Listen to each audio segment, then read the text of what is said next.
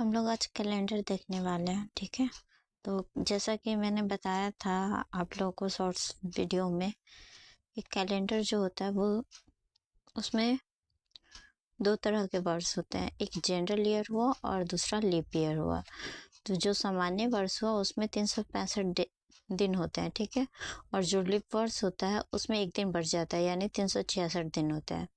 एक दिन क्यों बढ़ जाता है? क्योंकि लीप वर्ष में जो फरवरी होता है वो 29 दिन का होता है, और जनरल ईयर में यानी सामान्य वर्ष में जो फरवरी होता है वो 28 दिन का होता है, ठीक है।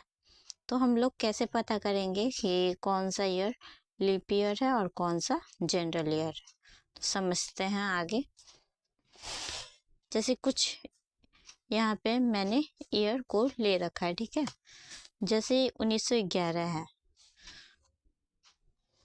तो 1911 है, इसको हम 4 से डिवाइड करेंगे तो ये नहीं कटेगा, ठीक है। तो ये नहीं कटेगा, तो ये क्या है? एक जनरल ईयर है। 1915 है, इसको अगर हम 4 से डिवाइड करेंगे, 4 से भाग करेंगे तो ये भी नहीं कटेगा, तो ये भी एक क्या है? एक जनरल ईयर है। लेकिन 1916 है, इसको 4 से हम डिवाइड करेंगे तो ये कट जाएगा, तो ये क्या है? एक लीप ईयर है। 1918 है, 4 से डिवाइड नहीं होगा, जनरल ईयर है। उसी प्रकार से 1922 अगर लेंगे, 4 से डिवाइड नहीं होगा, जनरल ईयर है। 2002 लेंगे, 4 से डिवाइड नहीं होगा, जनरल ईयर, ठीक है। अब कैलेंडर की दुनिया में एक सेंचुरी ईयर भी होता है, शताब्दी वर्ष जिसे कहेंगे, ठीक है। तो सेंचुरी ईयर, जिसको हम लोग कहेंगे शताब्दी वर्ष। जैसे 100 है, तो सेंचुरी वर्ष जो होता है उसमें हम 400 से भाग करते हैं, तो ये नहीं कटेगा, ठीक है। 200 में अगर 400 का भाग देंगे तो भी नहीं कटेगा, यानी ये सब क्या है? जनरल ईयर है।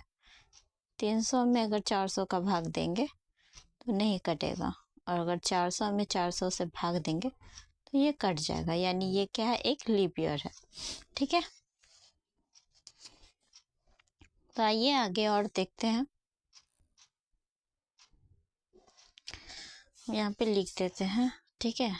ये क्या है? एक जनरल ईयर है, ये भी जनरल ईयर है, ये भी जनरल ईयर है, ये क्या है? लीप ईयर है।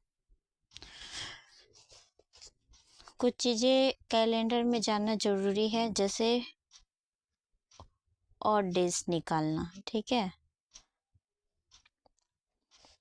जनवरी है, जनवरी में दिनों की संख्या कितनी होती है? 31। अगर इसको 7 से हम भाग देंगे, ठीक है, तो जो शेष बच गया, जो शेष बच गया वही हमारा ऑड डेज हो गया, ठीक है। तो इसमें शेष कितना हुआ? 3। तो 3 क्या हो गया? हमारा ऑड डेज, ठीक है। फरवरी, तो फरवरी होता है 28 या 29 दिन का। तो 28 में जो शेष दिन होगा यानी ऑड डेज होगा वो 0 हो जाएगा, और 29 में जो ऑड डेज होगा वो क्या होगा? 1 होगा। उसी प्रकार से मार्च को ले लेंगे हम लोग, तो मार्च में भी दिनों की संख्या कितनी होती है? 31 होती है, तो यहाँ भी 3 होगा, ठीक है। अप्रैल ले लेते हैं, अप्रैल में 30 दिन का होता है, ठीक है। यहाँ ऑड डेज कितना होगा? 2 होगा, ठीक है।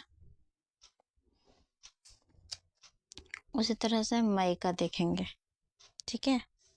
मई में दिनों की संख्या 31, तो यहाँ भी ऑड डेज 3।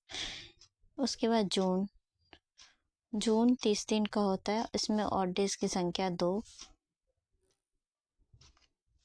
उसी तरीके से आगे देखेंगे जुलाई, जुलाई हमारा 31 दिन का होता है, इसमें ऑड डेज 3। जुलाई के बाद अगस्त आता है, अगस्त भी 31 दिन का होता है, इसमें अभी ऑड डेज 3। सितंबर, सितंबर 30 दिन का होता है, इसमें ऑड डेज की संख्या 2।